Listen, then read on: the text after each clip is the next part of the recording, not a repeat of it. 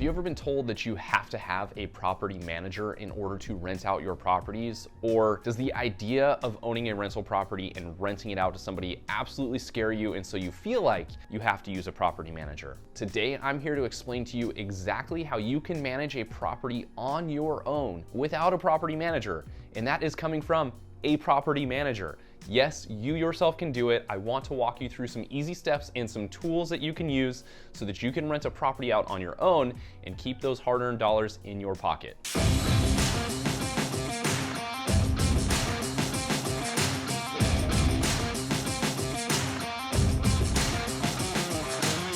Hey guys, I'm Andrew Lewis, real estate investor and entrepreneur with over 10 years experience building and growing a real estate team and investing in real estate. Before we get into today's video, please take a moment, hit that like button, leave a comment below, and don't forget to hit that subscribe button so you don't miss out on future videos. I'm here to help you break out of the 9-to-5, gain financial freedom, and grow wealth through real estate. All right, so I let the cat out of the bag. You don't have to have a property manager to manage the property on your own. It's possible, it's doable, it is not a ton of work. You just need to be willing to take on some of that sweat equity rather than giving out that check equity. So I wanna share with you some helpful tips and tricks as well as tools you can use to actually get your property rented out on your own, manage it on your own, and then as you scale your portfolio and get to that point where you can't be the jack of all trades, then you can source it out to a property manager and start taking things off of your plate. So let's explore the 6 steps that you can use to rent your property out on your own and keep those dollars in your pocket. Step number 1, you are going to need to do your own research on price. So this means going out, looking at certain tools to find out what you can actually rent that home out for. A lot of people immediately run to Zillow for this, and I will emphasize Zillow later on in the process, but be careful when you're looking at homes on Zillow for rent. They don't store the historical rental data for you to look at. All you can currently see are active listings that are out there for rent. You have to be careful using those to price your home for rent, because just because a home is up for rent for a certain price does not mean it's going to actually rent for that. So those can incredibly skew your options. So make sure that you look at closed data. So Zillow doesn't offer that.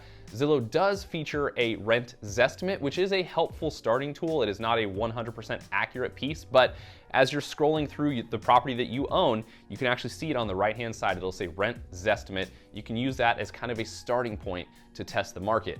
Now, what you can use are tools like Rentometer, and if you know a local real estate agent, you can ask them to run through the MLS real quick and pull up some closed lease comparables for you. And this is going to be the best possible data for you, because that means people actually signed contracts to lease out their homes. And so if you have a real estate agent contact, then I would call them, maybe someone that helped you buy the house. Just call them, ask them to take 5 minutes of their day to run through some comparables for you on the recently closed leases, and they can give you some data as far as price. So do your research here, because this is really important that you list it for lease at the right price so that it's not sitting on the market for a really long time, costing you months and months of non-paid rent, or essentially you paying your mortgage with no profit in the meantime. So do your research. This step's very important. Step number 2 is a deep clean of the home and taking professional listing photos. So these two go hand in hand, because this is all about the presentation of the home. So do not skimp on the cleaning. Yes, you can do it yourself, but it does not mean that you're just going in and vacuuming the floor and wiping off the countertops. You need to do a deep clean on this unit. Trust me, renters are aware of how clean and how dirty this is. You don't want them to open up the oven and see just caked on crust from the last 5 or 6 years. They're going to devalue that property, and it's going to cost you in the long run. So do a good deep cleaning. All of the appliances, fridge, stove, oven, microwave, all of those pieces, windows, carpet, clean the carpets, get the home in presentable condition, because it's going to help you on the marketing side, but it is also going to help you when that client moves out, because they will know exactly what condition to leave it in. If you deliver it to them dirty, they will deliver it back to you dirty. So clean it up, set the expectation up front of this is how I'd expect this to be returned to me, and you will have a much better time. Now here, I also say that you need to have professional photography done. Please, please invest in this. All it takes is one time. If you put this house up back on the market for lease in the future, you can save these photos. You don't need to take them every single time. So have a professional real estate photographer. Just do a Google search for a local real estate photographer. It should not cost you any more than $150 for them to run through and take 30 photos. Trust me, they will turn out so much better than you running through with your iPhone. They will stand out among all of the other leases out there. So get a deep clean and take professional photos. Step number 3 is to actually get the home up listed for rent on the internet. So this, you are going to use Zillow's Rental Manager. This is the best tool that you can use to list it for rent. It is what I use in my property management business. Obviously it syndicates to other websites as well, but a huge majority comes through our Zillow website. So go to Zillow Rental Manager. It's $10 a week to advertise your home there. It is well worth it. They may even have a monthly feature by now, but you put your home up there, you upload the photos, input a property description. In Zillow's platform, once you list it for lease here, is actually gonna take us all the way through the end of the rest of the steps. So it is well worth it to invest in this, because it will get it to the highest number of eyes. More people will see your listing, which ultimately ends up with more tenants coming in to apply. But Zillow also allows people to apply directly through their platform to you. The biggest issue in today's rental market right now is the application process. People are paying $30, $40, $50 per application per property. So a married couple could be paying $100 per property to apply, just to find out that they were rejected and they have to go do it again for the next property and again for the next property. Zillow has actually solved this. They have a flat monthly fee for tenants to apply, and they can send out as many applications as they want. You get direct access to the credit report, their late history, eviction histories, their income, all of those pieces you get to know up front. It doesn't cost them any money, so you're going to increase your applications, and it gets to stay within the Zillow platform. Step number 4 is to review applications. So I told you Zillow is going to send those applications directly to you through their rental manager, and you will receive many more applications using that feature. So what you're going to get is an email that tells you, hey, a new tenant has applied, and it's going to run down everything for you. It's going to show you their income, their credit history, how much credit they have out there, their percentage of on-time payments. It's going to have them fill out a survey of, do they have pets? It's going to give you the whole insight into this person's financial situation as well as their living situation, so you'll know how many people are potentially going to live inside the property. Now, when it comes to evaluating rental applications, this can be tricky. I promise you, you are going to get 100 sob stories on why somebody's credit is not where it should be. You have to be very careful here. Obviously, the decision is yours, and if you choose to help somebody out, that is fine. But no, their credit score is there for a reason, and you need to be very careful. So the 2 most important things to look at here are, number 1, that credit score. Make sure that score is up there. You don't want to be renting to someone with a low credit score, so look for a maximum credit score. Ideally, you should look for 700 plus. Honestly, it just shows that somebody has paid bills on time, they have proven credit worthiness, and you can expect that they're going to pay you on time as well. The second factor you need to look at is their income.